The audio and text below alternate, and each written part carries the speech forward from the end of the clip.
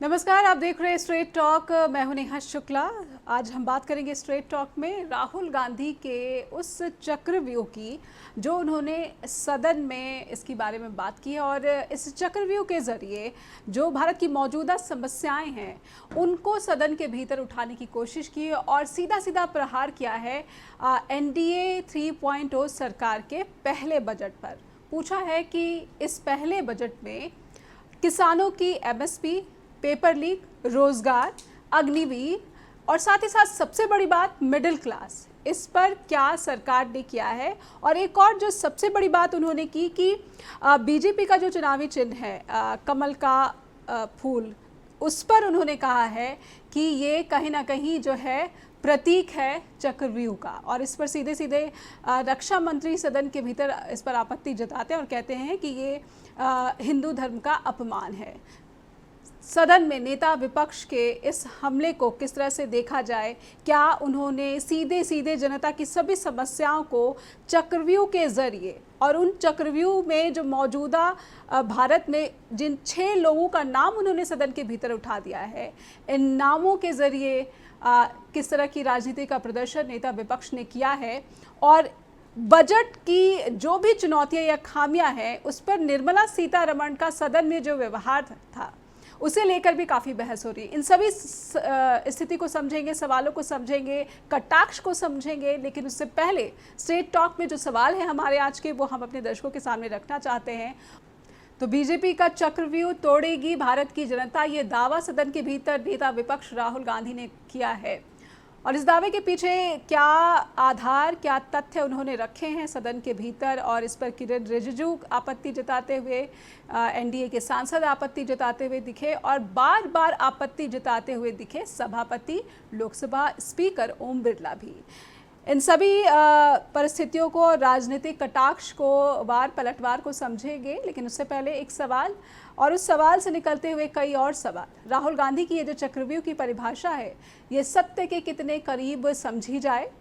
और राहुल गांधी बजट को लेकर जो आरोप उन्होंने सदन में लगाए हैं सरकार पर, वो कितने सच हैं, कितने झूठ हैं, धरातल ज़मीनी हकीकत से कितने करीब दिखते हैं? जाति जनगणना की बात की जाए, मिडिल क्लास की बात की जाए, किसानों के एमएसपी की बात की जाए, पेपर लीक की बात की जाए, इन सभी मुद्दों पर राहुल गांधी ने जिस तरीके से प्रहार किया है उसे कड़ा प्रहार बताया जा रहा है। शिव की बारात की बात करते हैं वो, चक्रव्यूह को वो पद्मव्यूह बताते हैं, फिर उसे कमल के फूल से जोड़ते हैं। जिस तरीके इसकी परिभाषा उन्होंने सदन के भीतर रखी है, इसे किस तरह से देखा जाना चाहिए भारत की राजनीति में, लोकतांत्रिक राजनीति में? क्योंकि बार बार सभापति उन पर बार बार उन्हें रोक रहे थे, टोक रहे थे कि कहीं ना कहीं आप सदन की गरिमा, सदन के नियमों, सदन की परंपराओं की जो है पालना नहीं कर रहे हैं। और यही आपत्तियां जो हैं वो सरकार के सांसद जो हैं, एनडीए के जो सांसद हैं, उनकी तरफ से भी, उनके मंत्रियों की तरफ से भी सदन के भीतर देखने को मिली। हमारे साथ जो पैनल जुड़ चुका है, ये उनका स्वागत कर लेते हैं। हमारे साथ उत्कर्ष सिन्हा जुड़ चुके हैं, वरिष्ठ पत्रकार हैं। हमारे साथ प्रोफेसर रंजीत मिश्रा जी जुड़ चुके हैं, जो कि कांग्रेस के प्रवक्ता हैं, और चेतन मोहन जोशी जी भी हमारे साथ जुड़ चुके हैं, बीजेपी की प्रवक्ता हैं। आप सभी का बहुत बहुत स्वागत करना चाहती हूँ। प्रोफेसर रंजीत जी, शुरुआत में आपसे करना चाहूँगी। क्या राहुल गांधी उन सभी मुद्दों को जो वो लगातार मौजूदा एनडीए सरकार के खिलाफ उठाते रहे हैं, इस चक्रव्यूह की एक नई परिभाषा और उसमें भी कमल के फूल का जो उन्होंने विवरण देने की कोशिश की है, इसे कैसे ले भारत की जनता? क्या वो हिंदुत्व के एजेंडे पर सीधा प्रहार करने की कोशिश कर रहे हैं, आघात पहुंचाने की कोशिश कर रहे हैं, या जनता के मुद्दे को इस तरीके से पेश कर रहे हैं ताकि उन लोगों को समझ में आ जाए जो हिंदुत्व की राजनीति करते हैं? रंजीत जी, अनम्यूट कर लीजिए। आज चूंकि जी, बजट हो रही थी और अनम्यूट है, आपको आवाज मिल रही है? मिल रही है जी। जी जी, देखिए नेहा जी, आज की चर्चा जो थी वो बजट पर थी और राहुल जी ने ये देश के सामने सवाल रखा कि जो मुख्य मुद्दे हैं, चाहे वो किसानों का मुद्दा हो, बेरोजगारों का मुद्दा हो, युवाओं का मुद्दा हो, महिलाओं का मुद्दा हो, और चाहे अग्निवीर का मुद्दा हो, मीडिया का मुद्दा हो, शिक्षा और स्वास्थ्य जैसी बुनियादी चीजों का मुद्दा हो, ये भारतीय जनता पार्टी के प्रायोरिटी लिस्ट से गायब रहता है। और इसीलिए उन्होंने ये बताया कि किस तरह से 6 लोग एक व्यूह बना करके इन लोगों को उनके अधिकार से वंचित कर रहे हैं। ये मूल बात उन्होंने समझाने की कोशिश की और इसीलिए उन्होंने ये बार बार कहा कि भाई इनको कैसे बाहर किया जा सकता, उनके लिए उन्होंने रास्ते बताए। उन्होंने कहा किसान बरसों तक सड़क पर पड़े रहे, आंदोलन करते रहे, जिनके रास्ते में भारतीय जनता पार्टी की सरकार ने कील कांटे सारे ठोके। ऐसा लग रहा था जैसे कोई आतंकवादी घुसने की कोशिश कर रहा हो और भारतीय जनता पार्टी के नेता तो उन्हें आतंकवादी, खालिस्तानी और क्या क्या नाम दे रहे थे। ये पूरा पब्लिक डोमेन में है। और जो किसानों के ऊपर थार चढ़ाने वाले लोग थे उनको भाजपा ने कैसे प्रमोट किया यह भी देश ने देखा। तो उसपे तो उनका साफ कहना था कि भाई किसान क्या मांग रहे हैं, पर लीगल गारंटी मांग रहे हैं, आप क्यों नहीं दे रहे हैं? आप दुनिया भर की गारंटी देते हुए घूमते रहे पूरे चुनाव के दौरान, एक किसानों को लीगल गारंटी को नहीं दे रहे हैं। और उन्होंने कहा कि इंडिया गठबंधन को जब भी अवसर मिलेगा हम किसानों को एमएसपी पर लीगल गारंटी देंगे। अग्निवीरों के बारे में उन्होंने सवाल उठाया और उन्होंने कहा चूंकि आपको भी पता है कि उनको शहीद का दर्जा नहीं मिलता है और कई प्रकार के अधिकारों की कटौती होती है उनकी, उस मुद्दे को राहुल पहले दिन उठाते रहे, आज भी उन्होंने लेकिन प्रोफेसर रंजीत जी, मेरा सवाल ये है कि इस नई भाषा का इस्तेमाल वो शिव की बारात का जिक्र करते हैं, वो चक्रव्यूह का जिक्र करते हैं, वो पद्मव्यूह का जिक्र करते हैं। आखिर महाभारत के जो है घटनाक्रम का वर्णन करके राहुल गांधी क्या बीजेपी के सांसदों को समझाना चाहते हैं, एनडीए के सांसदों मंत्रियों को समझाना चाहते हैं, या जनता तक अपनी बात जो है पहुंचाना चाहते हैं कि जनता भी जो है ये समझ ले कि उनके सभी मुद्दों को उन्होंने सदन के भीतर इस प्रकार से उठाने की कोशिश की है? इस भाषा का आशय क्या? देखिए नेहा जी, राहुल जी ने जो ये एक प्रतीक चुना उसके पीछे कारण ये है कि भारतीय जनता पार्टी हिंदुत्व के पीछे छुपकर इस तरह के कारनामे करती है जो देश की जनता के हित में नहीं है। तो ये जो हिंदुत्व का भाजपाई संस्करण है उसको उन्होंने एक्सपोज किया है। क्यों? कि देखिए ऋग्वेद तो सबसे प्राचीनतम ग्रंथ है भारत का, वह भी ये कहता है अपने संज्ञान सूक्त में संगच्छध्वं संबदध्वं संगो मनांसी जानताम देवा भागम यथा पूर्वे संजानाना उपासते।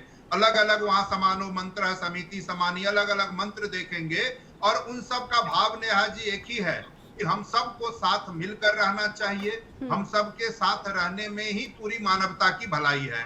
और जिस वसुधैव कुटुंबकम की ये लोग बार बार चर्चा करते हैं G20 के लोगों में भी आपने देखा होगा, वो कहता है अयं निजा परो वेति गणना लघु चेतसाम उदार चरिता नाम तू वसुधैव कुटुंबकम।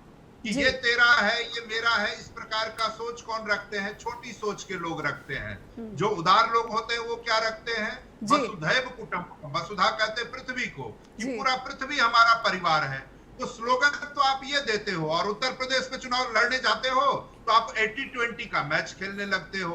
आप वहां लोगों से कहते हो सबको सेवा का अधिकार है और अमरनाथ यात्री तो इसके लिए बड़े अच्छे एग्जाम्पल हैं। वहां तो हिंदू मुस्लिम सभी भाई मिलकर उनकी सेवा करते हैं और आप कहते हैं कांवर पथ पे नेम प्लेट लगा दो। तो ये जो विभाजनकारी राजनीति है भारतीय जनता पार्टी की, जो वो हिंदुत्व के आवरण में करना चाहती है, उसको एक्सपोज किया है आज संसद के अंदर हमारे माननीय नेता। यानी कि आपने उन्हीं की भाषा में जो है उन्हीं को समझाने की कोशिश की है और उन्हीं से जो है उन सवालों का उत्तर ढूंढने की कोशिश की है। जो नेता विपक्ष हैं माननीय राहुल गांधी, उनका आशय यही है। हमारे साथ बीजेपी के प्रवक्ता भी जुड़े हुए हैं, चेतन मोहन जोशी जी, और उत्कर्ष सिन्हा भी, वरिष्ठ पत्रकार। उनसे भी समझेंगे कि आखिर इस भाषा का आशय क्या, और जो परिभाषा उन्होंने चक्रव्यूह की दी और खासकर उस चक्रव्यूह में जो 6 लोगों का नाम उन्होंने लिया है।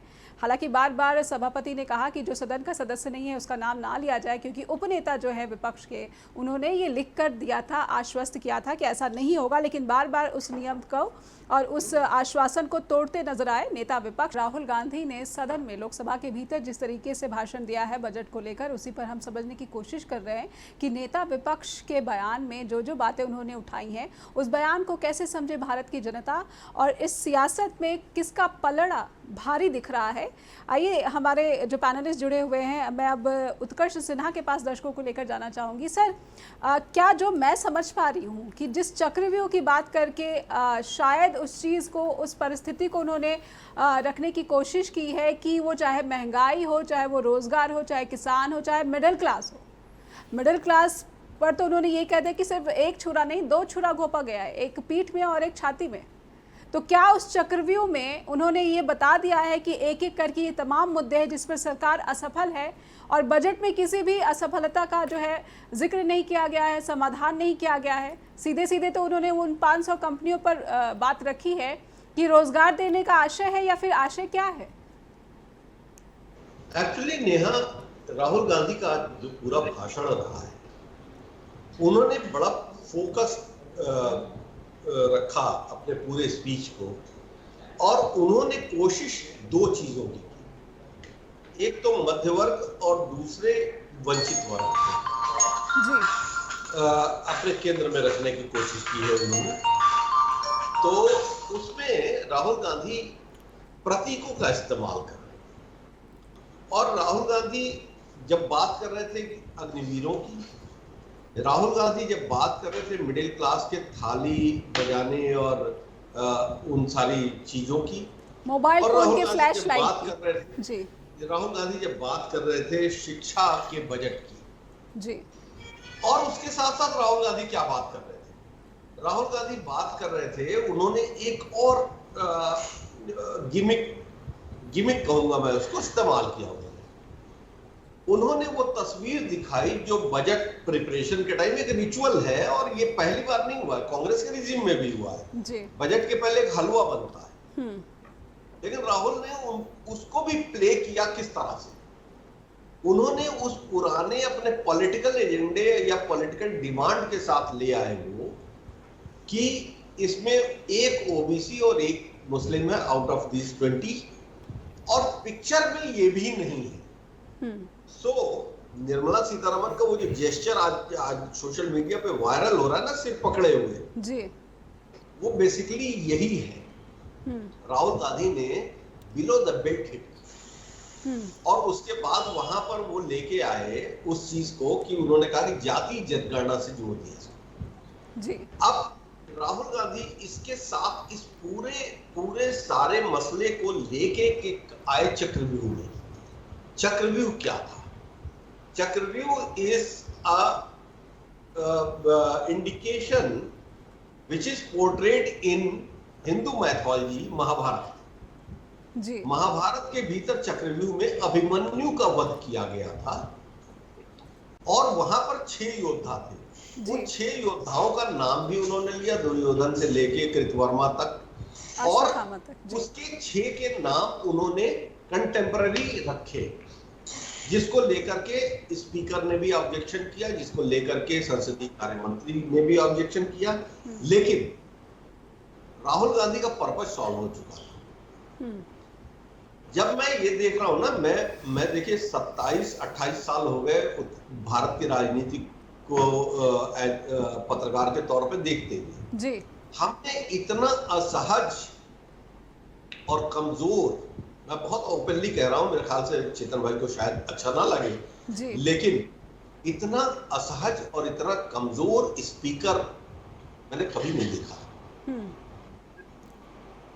और जब ओम बिरला जी रिएक्ट कर रहे थे, तो मुझे लग रहा था कि यार ये आदमी रोक नहीं पाने की, इसके ऊपर कुछ बंदिश है, और वो कोशिश कर रहे थे। लेकिन जो इशू था, अब देखिए, मैं फिर कहता हूं कि आज से 2 साल पहले के राहुल गांधी और आज से 2 साल आज के राहुल गांधी के बीच में एक बड़ा ड्रास्टिक चेंज देखता हूं जी। राहुल गांधी ने जब नाम लिए और यह ऑब्जेक्शन आया, किरण रिजिजू जी ने भी कहा और ओम बिरला जी ने भी कहा कि जो पार्लियामेंट में नहीं है उसका नाम आप नहीं ले सकते, यस इट इज रूल। तो उसके बाद उन्होंने कैसे प्ले किया? उन्होंने कहा कि A1 A2 कह दूं, क्या कह दूं? तो वो लगातार जो है बैकफुट पे ढकेल रहे थे जी। अब 2 बातें हैं नेहा, आज की सोशल मीडिया के टाइम में पार्लियामेंट की या कहीं की भी कोई चीज छुपी नहीं है जी। तो मैंने YouTube देखा, YouTube पे राहुल गांधी का जो आज का स्टेटमेंट है, चाहे न्यूज चैनल्स की क्लिप देख लो आप, चाहे लोकसभा की क्लिप देख लो, जो व्यूअरशिप मिली, वजह क्या है? सिर्फ बहुत सिंपल, मैं क्लोज कर रहा हूँ, ठीक है। वजह सिर्फ इतनी है कि उन्होंने जो इश्यूज उठाए हैं वो मेजॉरिटी के इश्यूज हैं। आप उनको कंडेम कर सकते हैं हिंदुत्व के ऊपर, हिंदुत्व के मिसकोट के ऊपर, कुछ भी कर रहे, आप स्वतंत्र हैं, लेकिन जो मिडिल क्लास है, जो ओबीसी है, जो दलित है, वो कनेक्ट है। बिल्कुल। पॉलिटिक्स में क्या होता है? Politics is all about narrative, और वो नैरेटिव बिल्डिंग जो है वो पिछले लोकसभा के कैंपेन से जो राहुल गांधी कर रहे थे, आज उन्होंने उसको बढ़ा के रखा और सिर्फ ये एस्टेब्लिश किया कि आफ्टर द इलेक्शंस उनके एजेंडा और उनके इश्यूज बदले नहीं और शार्प हो रहे हैं, ये कहना चाह रहे हैं। बिल्कुल बिल्कुल बिल्कुल, और शार्प हो गए जी, और शार्प और पॉपुलर हो रहे हैं। हमारे साथ चेतन जी भी जुड़े हुए हैं। चेतन जी, कांग्रेस के प्रवक्ता ने जो बातें यहाँ पर रखी हैं कि कहीं ना कहीं जो राहुल जी है वो देश की जो चुनौतियाँ हैं, समस्याएं हैं, उन पर ही अपनी बात रख रहे हैं, और भाषा का इस्तेमाल जो उन्होंने किया है वो इसलिए किया है ताकि समझ आ जाए कि वो कहना क्या चाहते हैं। ये कोई अबूझ पहेली नहीं है जो कि निर्मला सीतारमण अपना सर पकड़ती हुई सदन में नजर आई हैं। इसका जिक्र उत्कर्ष सिन्हा ने भी किया है, वरिष्ठ पत्रकार। और हलवा की जो बात कही है उन्होंने कि हलवा जो बंटता है वो देश की सभी जो वर्ग है, सभी समुदाय है, सभी जातियां हैं, सभी धर्म के जो लोग हैं, सब में बराबर का जो है बंटना चाहिए, जिसकी जितनी आबादी उसकी इतनी भागीदारी। लेकिन क्या वजह है कि निर्मला सीतारमण को सर पकड़ना पड़ा और बार बार जो है आपत्ति उठाते रहे, नियमों की दुहाई देते रहे, संसदीय कार्य मंत्री, रक्षा मंत्री बोलते रहे, जबकि अग्निवीर के मसले पर तो वो राहुल गांधी दोबारा सदन के भीतर कह रहे हैं कि नहीं दिया गया मुआवजा, वो बीमा राशि दी गई। चेतन जी, देखिए, सर पकड़ना पड़ता है जब एक अबोध अवस्था वाले बालक को ये नहीं पता चलता कि वो जिस कमल के फूल का चित्रण कर रहे हैं उसका अर्थ क्या है। ये हिंसा और डर के साथ उसका कंपैरिजन कर रहे हैं, इसलिए सिर पकड़ना पड़ता है। कम जो ज्ञान होता है ना वो ज्यादा खतरनाक होता है। पारा अगर कच्चा रह जाए तो हड्डियों को गाल देता है। ज्ञान अगर अधूरा हो तो हमेशा इस तरह जाता है लोगों में, 2 मिनट आदमी सोचता है कि अरे भाई ये क्या बोल रहा है। भाई साहब, कमल के फूल को चक्रव्यूह के साथ तुम लोगों ने कंपेयर कर दिया। अरे पूछो तात्या टोपे से और नाना साहब से, जब आज़ादी की लड़ाई हुई थी तो इसी कमल के फूल को उन्होंने एक न्योता और एक गिनती के रूप में रखा था, क्योंकि ये कमल के फूल में पत्तियां बराबर होती हैं जी। और जब वो सैनिक अंग्रेजों के खिलाफ जाते थे, कितने लोग क्रांतिकारी हैं, तो एक एक पत्ती उखाड़ कर वो रख लेते थे, तो पता चल जाता था गुठलियों से कि कितने लोग क्रांति का काम कर रहे हैं। भाई साहब, सर पकड़ना पड़ा हम लोगों को जी, हम लोगों को सर पकड़ना पड़ा। एक अबोध अवस्था वाला बालक आज मेंबर पार्लियामेंट बन के LOP बन गया है, जिसको अभी तक ये नहीं पता कि अगर आलोचना करनी होती है, आलोचना का माध्यम क्या होना चाहिए। 2014 से पहले क्या भारत बहुत खुशहाल था? क्या 2014 से पहले MSP मिलती थी?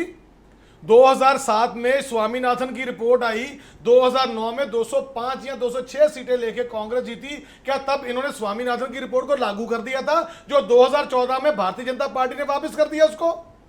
क्या 2014 से पहले जितनी भी ये मिडिल क्लास की बात कर रहे थे वो बहुत खुशहाली में जी रहे थे जी? ये शिक्षा की बात कर रहे थे 2014 से पहले कितने शिक्षण संस्थान थे भारत में? नहीं, पर चेतन जी, हम 2014 से पहले की समस्याओं की बात नहीं कर रहे ना, हम उन समस्याओं के समाधान की अपेक्षा करते हैं। समाधान 3.0 के बजट में समाधान के लिए क्या किया गया है? राहुल गांधी का सवाल शायद यही था, आशा यही है। उनको शायद ये नहीं पता, क्योंकि वो तो पढ़ के आए हार्वर्ड में, वो पढ़ के आए कैम्ब्रिज में।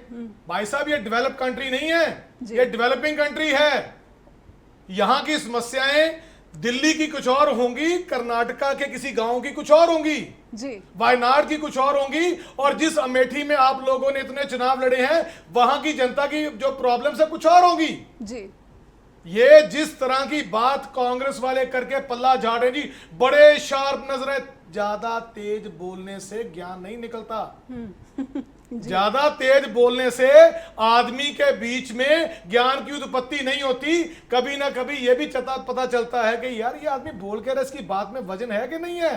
मतलब आपको लग रहा है राहुल गांधी की टीआरपी बढ़ गई, वाह क्या बात है जी। यानी कि एक आदमी कुछ भी बोल जाए उसकी टीआरपी बढ़ जाए तो क्या देश हित में होगी वो जी। आप मेरे को सिंपल सा मैं सवाल पूछता हूं कांग्रेस के मेरे भाई से, 2014 से पहले जितने जितने प्यारे प्यारे बेहतरीन घोटाले हुए भारत की सत्ता में जी। भारत सरकार में आज INDI बन गया है जी। अपनी यूपीए को छुपाने के लिए। किस मुंह से आज ये आम आदमी पार्टी के साथ एक मंच साझा करते हैं दिल्ली में, चंडीगढ़ में और बाकी अन्य जगहों पे, और पंजाब में यहाँ पे एक दूसरे के मुंह में चूड़ियां मारते हैं भर भर के। ठीक है, ये बात करें अबोध अवस्था वाले राहुल गांधी जी। अबोध अवस्था वाले राहुल गांधी सर इसलिए पकड़ना पड़ गया कि जिस फूल को खुद इनकी दादी जी एक मेधावी यशस्वी प्रधानमंत्री श्रीमती इंदिरा गांधी जी के समय में वो चुनाव चिन्ह हमें दिया गया। भाई साहब उस समय ये बात सोचनी थी। दूसरी बात, जिसको महात्मा बुद्ध ने ग्रहण किया, जिसको विष्णु ने स्थान दिया, आज आप उसकी डेफिनेशन ही बदल रहे हो। मुझे पता है आप किस चीज से संबंध रखते हो भाई। भारत कोई भूमि का टुकड़ा नहीं, यह जीता जाता राष्ट्र पुरुष है। ये वंदन की धरती है, अभिनंदन की धरती है जी। इसकी नदी हमारे लिए गंगा है, इसका कंकर हमारे लिए शंकर है। ये एक राहुल गांधी ऐसा अबोध अवस्था वाला बालक एक मेंबर पार्लियामेंट LOP बनके आज हमें बताएगा कि चक्रव्यूह क्या होता है और उसका कंपैरिजन जो ये कर रहे हैं उसके साथ। रंजीत जी, कमल के फूल की बात हो, चक्रव्यूह की बात हो, और कहीं ना कहीं बीजेपी के चुनाव चिन्ह पर जो कटाक्ष राहुल गांधी ने किया है, इस पर चेतन जी ने जो तथ्य रखे हैं या फिर जो बातें रखी हैं उस पर आपको क्या कहना है, किस तरह से जवाब देना चाहेंगे? कहीं गलती तो नहीं कर दी कि बीजेपी के डोमेन में जाकर राजनीति करने की कोशिश कर रहे हैं लगातार राहुल गांधी और ये उल्टा ना पड़ जाए? रंजीत जी। नेहा जी, अभी उत्कर्ष जी बड़े वरिष्ठ पत्रकार हैं और वो एक बात कह रहे थे कि इतने दिनों के उनके पत्रकारिता के जीवन में कोई लोकसभा अध्यक्ष इतना विवश उनको नहीं दिखाता था। ये हर कोई जो उस भाषण को सुन रहा था तो उनकी लाचारगी को महसूस कर रहा था। ये मैं भी कहता हूँ। देखिए चेतन जी अभी बार बार नेता प्रतिपक्ष के लिए अमर्यादित भाषा का प्रयोग कर रहे थे और लगभग नहीं है सर, ये आपके यहाँ चलता होगा अमर्यादित शब्द। मैंने बिल्कुल कोई नॉन पार्लियामेंट वर्ड नहीं बोला। शब्द वापस लीजिए सर, आप वैसे लोचना कीजिए, लेकिन मैंने कोई अमर्यादित शब्द यूज किया माननीय राहुल गांधी जी के लिए। अबोध अवस्था है उनकी, अबोध बालक है वो, नहीं पता कमल के फूल का मतलब क्या है, सनातनता का नहीं पता मतलब क्या है। चेतन जी तो कैसे बात करेंगे? मुद्दे पर आते हैं। नेता विपक्ष हैं, चलिए संसदीय नेता विपक्ष का मतलब कुछ भी बोलते जाए। जी ठीक है, रंजीत जी बात पूरी हाथ पकड़ना पड़ता है, रंजीत जी बात पूरी करें। रंजीत जी बात हमारी संस्कृति का ना पता हो और नेता प्रतिपक्ष बना हो। चेतन जी, रंजीत जी को बात रखने दीजिए। जी देखिए, भारतीय जनता पार्टी और आरएसएस के कार्यकर्ताओं को और नेताओं को यही शिक्षा दी जाती है कि अमर्यादित शिक्षा ये दी जाती है कि जब कांग्रेस की सत्ता थी, चाइना ने अटैक किया था, वही आरएसएस आप लोगों की मदद करने गई। कमाल की बात है। चेतन जी, दर्शकों का क्या जानकारी है उनका, आपकी बारी में आप बोल लीजिएगा। समकक्ष होता है उनके लिए इस तरह की भाषा का ये प्रयोग करते, मैं इसकी भर्त्सना करता हूँ। करते रहो। एक दर्जन बार इन्होंने आपकी बारी में आप बोल लीजिएगा जी। प्रयोग किया है। मैं सदन के नेता के लिए इसी तरह का शब्द का प्रयोग करूं तो इनको कैसा लगेगा, ये भी इनसे पूछ ले। जी मुद्दे की बात करें। चेतन जी, आप अपनी बारे में बोल लीजिएगा। चेतन जी मुद्दे की बात कर ले। उन्होंने एक उदाहरण प्रतीकात्मक बात रखी है कि वो ये चक्रव्यूह और कमल के फूल की तरह उन्होंने कुछ बातें प्रतीकात्मक कही है, लेकिन समस्याओं पर उनका जो है फोकस रहा कि ये जो समस्याएं हैं उस पर बजट जो है क्या जिक्र करता है या उसके समाधान की क्या यहाँ पर प्रावधान पेश करता है। रंजीत जी बात रखिए। हाँ नेहा जी, देखिए अभी चेतन जी ने एक दो मुद्दे उठाए, मैं उस पर पहले जवाब दे दूं। इन्होंने एक तो आजादी की लड़ाई की बात की, यहाँ उत्कर्ष जी भी हैं और बाकी आप लोगों को भी जानकारी है कि आजादी के लड़ाई में इनके विचारधारा के लोग किधर थे, वो अंग्रेजों के साथ थे। वो अंग्रेजों की रंजीत दलाली जी, करते हिस्ट्री हुए में ना जाए, मेरा अनुरोध है। भाई कहाँ ताते तोपे के टाइम कहाँ पे आ गए तुम पहली लोग? बात मेरा सुनिए। अनुरोध है, अरे नाना इतिहास साहब, में ना इतिहास में कहाँ पे इतिहास में आ ना गए? जाए, इतिहास में ना जाए, ज्ञान में मौजूदा थोड़ा सा बात ज्ञान में थोड़ा सा बढ़ावा कीजिए सर। अधिकार नहीं है। ताते तोपे को कहाँ ले गया आजादी की? मुद्दे की बात करें। स्वाधीनता संग्राम था, स्वाधीनता। नहीं है, क्योंकि चेतन उस जी, समय ये चेतन अंग्रेजों का चेतन जी, शासन है। रंजीत जी आप अपनी बात पूरी कीजिए, फिर देखिए मैं मुझे उत्कर्ष जी के पास लगता जाऊंगी। है कि आपस में बातचीत करें या 1 to 1 बात करें, ज्यादा बेहतर। जी ठीक है, रंजीत जी बात जी, पूरी करें, फिर बिल्कुल, मैं उत्कर्ष जी के पास जाऊंगी। जी हाँ, अपनी बारी में बात रखें। देखिए, मैंने ये कहा कि आजादी की लड़ाई में जो लोग अंग्रेजों का साथ दे रहे थे, उनको आजादी की लड़ाई पर बोलने का नैतिक अधिकार नहीं है, एक बात। दूसरी बात ये देखिए, ये कह रहे थे कि राहुल गांधी हार्वर्ड और कैम्ब्रिज में पढ़े हैं। अरे भाई, हार्वर्ड और कैम्ब्रिज में पढ़े हैं तो ये हमारे लिए और देश के लिए गर्व की बात है। नहीं पढ़े लिखे लोगों से तो 100 गुना बेहतर होते हैं ना जो हार्वर्ड और कैम्ब्रिज में पढ़े हैं, और जिन्होंने इंटायर पॉलिटिकल साइंस पढ़ लिया, जो विषय भी दिल्ली यूनिवर्सिटी में नहीं रहा कभी, तो वो क्या बात करेंगे और वो क्या जानेंगे पढ़ना लिखना क्या होता है और पढ़ने के क्या लाभ होते हैं। तीसरी बात कही कि वर्ष 2014 की बात, आपको पता होगा कि माननीय प्रधानमंत्री जी खुद कहते थे और अपने भाषण में कहा था कि वर्ष 2014 के पहले उनको भारतीय कहलाने में शर्मिंदगी महसूस होती थी, और आज ये राष्ट्रवाद की बात करते हैं। तो ये क्या कहते हैं और करते हैं, उसमें बहुत रंजीत जी, उनका आशय भी जो भारत की समस्याएं हैं उनके प्रति ही था। वो भारत का नागरिक होने पर शर्मिंदगी महसूस इसलिए करते थे कि भारत में बहुत सारी चुनौतियां बनी हुई थी। उनका कॉन्टेक्स्ट भी देखिए, कांग्रेस अगर ये बात कर रही है तो कॉन्टेक्स्ट को समझिए। जी नेहा जी, एक बात बताइए, अभी सीएमआई का डाटा है कि बेरोजगारी दर 9.2% है जी, ठीक है। उस पर ये कोई योजना ठोस नहीं ला पाते हैं। 45 साल में सर्वाधिक बेरोजगारी है, कोई समाधान नहीं ढूंढ पाते हैं। महंगाई के बारे में फूड इन्फ्लेशन का रेट रहा 9.4%, सीपीआई इन्फ्लेशन रहा 5.1%, होल प्राइस इंडेक्स रहा 3.4%, और इतनी महंगाई में इनको महंगाई दिखती नहीं है। जो सिलेंडर कांग्रेस के समय में 400 450 की मिलती थी, तो इनकी केंद्रीय मंत्री सिलेंडर उठा के प्रदर्शन करती थी बड़ा महंगा है। ये लोग 1100 रुपए का बेचते रहे, उसमें इनको शर्मिंदगी नहीं महसूस हुई। पेट्रोल डीजल में नेहा जी, इंटरनेशनल मार्केट में 28-29 डॉलर प्रति बैरल तक उसका मूल्य गिरा इनके समय में। क्या इन्होंने आम लोगों को राहत दी? नहीं दी। ये 100 से ऊपर बेचते रहे, तो आखिर आम लोगों की जेब काटते रहे ना ये। तीसरी बात, एक बात देखिए, कृषि के क्षेत्र में नेहा जी, कृषि के क्षेत्र में वर्ष 2023-24 में मात्र 1.4% की वृद्धि थी। उस समय कृषि क्षेत्र को बड़े सहयोग और समर्थन की जरूरत थी। इन्होंने केवल 3.15% बजट राशि रखा। तो राहुल जी यही सवाल उठा रहे हैं ना, भाई आप किसानों की बात नहीं सुनेंगे, बेरोजगारों की बात नहीं सुनेंगे, कहीं रोजगार निकलेगा तो पेपर लीक करवा दोगे। 10 साल में 70 पेपर लीक करवा दिया, तो आप किस तरह का शासन देश में दे रहे हैं? ठीक है, जो चुनौतियां हैं उन पर बात करेंगे, ना कि जो है व्यक्तिगत जो हमले हैं उससे बचना चाहिए स्ट्रेट टॉक में। कहीं ना कहीं बार बार मौजूदा समस्याओं के लिए जिस तरीके से हम इतिहास में जाकर दुहाई देने लगते हैं, इतिहास के उदाहरण पेश करने लगते हैं, ये भारत की जनता की समस्याओं का समाधान कतई नहीं ला सकता है और इसका रास्ता नहीं तय कर सकता है जिस दिशा में भारत को वाकई में आगे बढ़ना चाहिए चुनौतियों के समाधान के लिए। एक छोटा सा ब्रेक के बाद लौटेंगे। हमारे साथ उत्कर्ष सिन्हा भी जुड़े हुए हैं।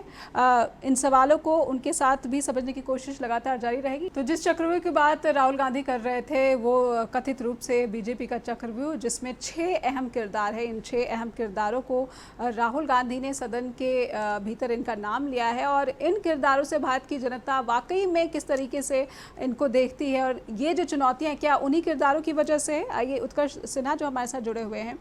उत्कर्ष सर, कहीं ना कहीं जितने बड़े नाम हैं, हम तो यहाँ पर सदन में नहीं, हमें ये सारे नाम ले सकते हैं, चाहे वो अमित शाह हो, मोदी जी हो, अंबानी अडानी हो, मोहन भागवत हो, अजीत डोभाल हो, ये जो सारे नाम हैं, इस चक्रव्यूह को क्या बिल्कुल ही सिंप्लीफाई कर दिया इन सारे नामों को लेकर उन्होंने सदन के भीतर?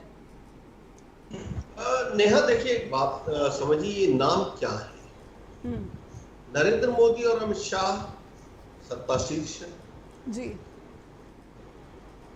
राहुल गांधी कैपिटलाइजेशन को लेके हमेशा जब अटैकिंग होते हैं तो वो अंबानी और अडानी की बात करते हैं जी। नरेंद्र ये मोहन भागवत आरएसएस के चीफ है और भारतीय जनता पार्टी आरएसएस का एक आउटफिट है जी। तो जाहिर सी बात है कि आरएसएस तो आएगा ही। नया नाम जो राहुल गांधी ने लिया है अजीत डोभाल का। अजीत डोभाल का नाम आने के पीछे वजह क्या है? जी। जो राष्ट्रवाद, जो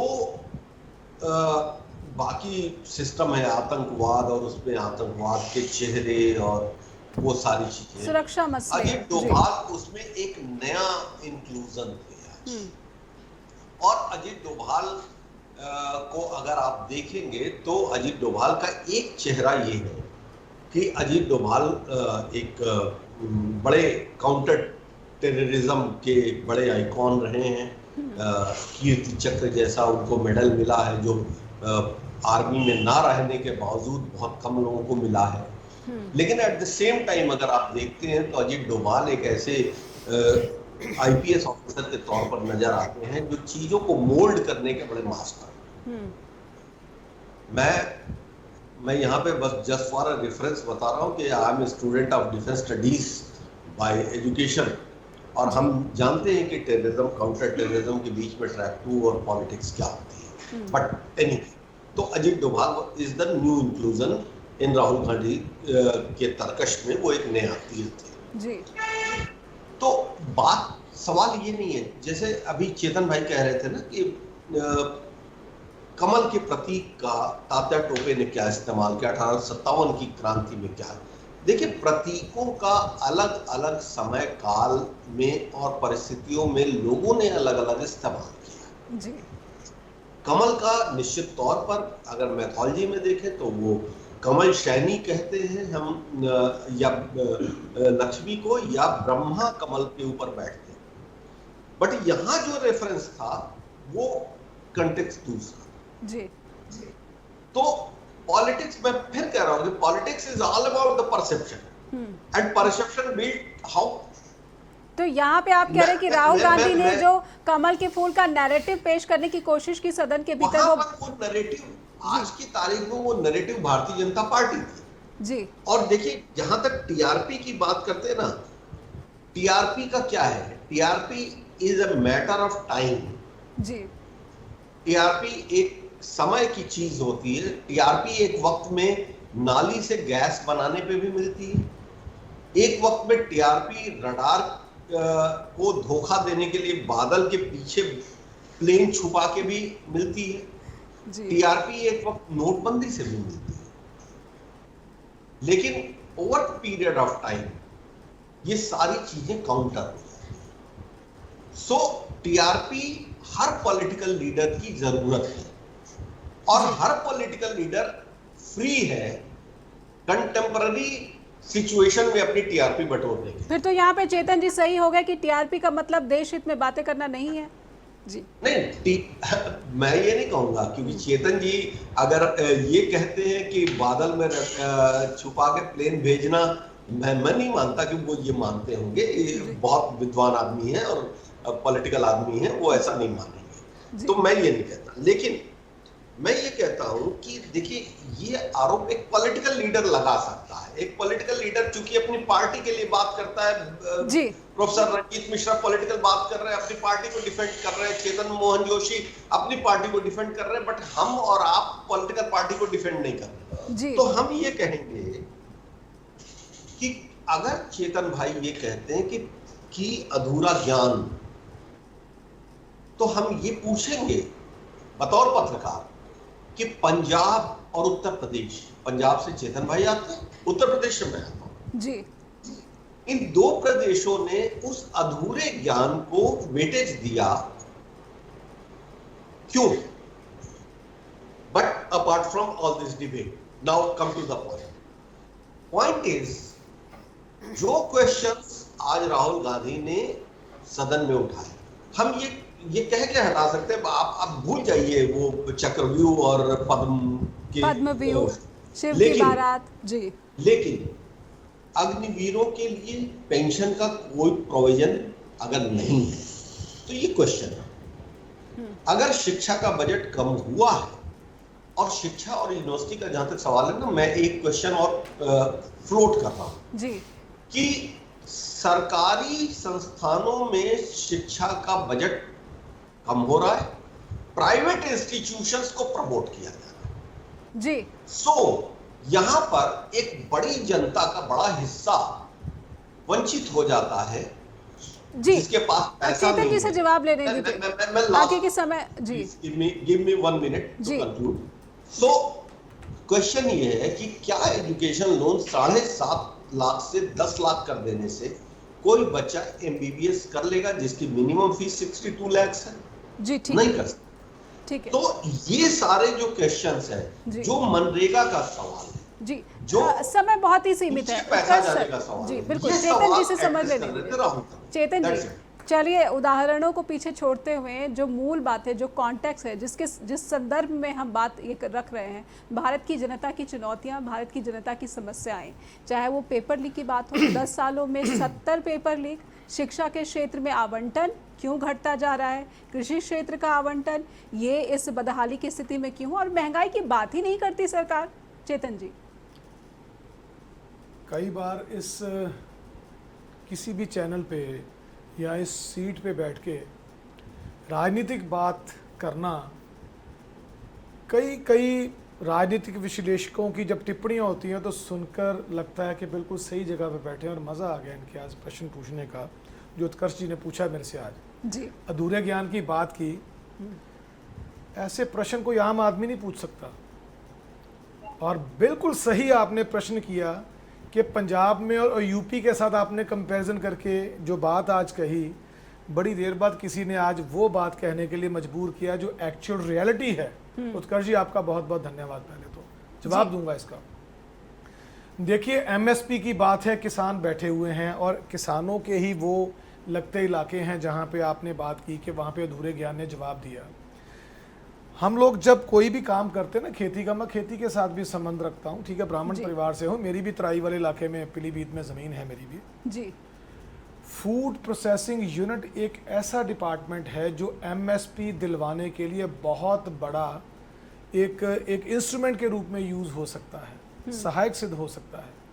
हुआ क्या कि जब एनडीए की प्रचंड बहुमत के साथ सरकार 2014 में भी बनी, तब भी ये डिपार्टमेंट भारतीय जनता पार्टी के सहयोगी के पास था।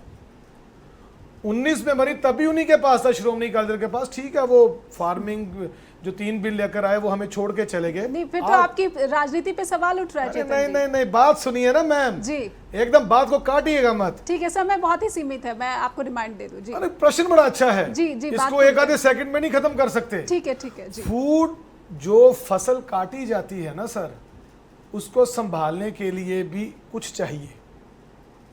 आप समझे मेरी बात? मान लीजिए गेहूं आता है, धान आता है, उसके लिए राइस मिल्स हैं जी, गेहूं बचा रहता है सिलोज में डाल के। इसके अलावा जो अन्य फसलें हैं ना, उनको संभालने के लिए फूड प्रोसेसिंग यूनिट का एक बहुत बड़ा हमें ताना बाना बुनना पड़ेगा, जो बुन रहे हैं, और आने वाले 2-3 साल में उसके नतीजे आपके सामने आ जाएंगे। और ये बहुत अच्छा प्रश्न है।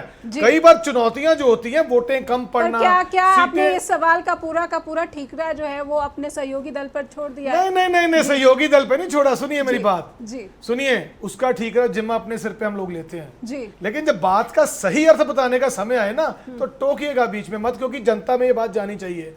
आज पूरे हिंदुस्तान में एमएसएमई के थ्रू, क्योंकि आपको समझ ज्यादा नहीं है, छोटी सी बात करूंगा, एमएसएमई के थ्रू और जो फूड प्रोसेसिंग यूनिट है उनका विस्तार इस ढंग से हो रहा है कि आने वाले 2-3 सालों में हम लोग सक्षम हो जाएंगे कि किसान भाई जो भी फसल बीज रहे हैं उसकी एमएसपी के ऊपर खरीद होकर वो साथ ही के साथ उस प्रोसेसिंग यूनिट में चला जाए।